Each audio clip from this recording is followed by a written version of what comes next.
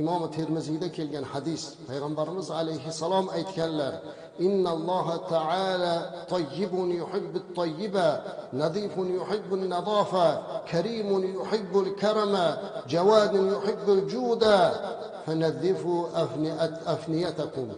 Rivohi Muslim. Ya'ni payg'ambarimiz alayhissalom aytibdilar-ki, albatta Alloh pokdir, poklikni yaxshi ko'radi. Tozadir, tozalikni yaxshi ko'radi. Oliy janobdir, oliy janoblikni yaxshi ko'radi. Sahidur, saxovatni yaxshi ko'radi. Bas hovlilaringizni toza tutinglar.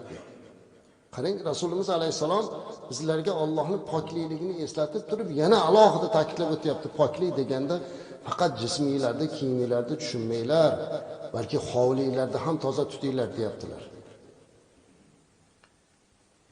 Hovlilarni toza tutishlik, musulmon odam yashaydigan joyini pokiza tutishlikda katta hikmat bor ekan azizlar. Farishtalar eng yomon ko'rgan narsalardan bittasi badbo'ylikda. Badbo'ylikni, yomon, yoqimsiz hidni, axlatni, mana shunaqa pokizasiz narsalarni farishtalar yomon ko'radi, u yoqqa kirmaydi.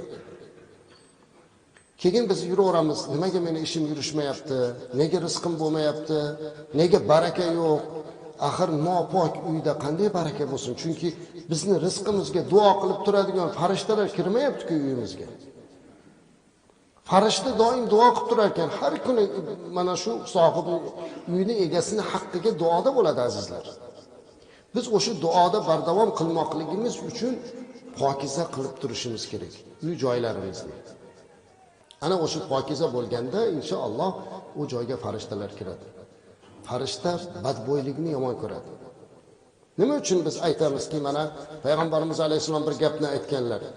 Man akala min hadhihi shajara, ya'ni tum la yadkhulanna al-masjida degan.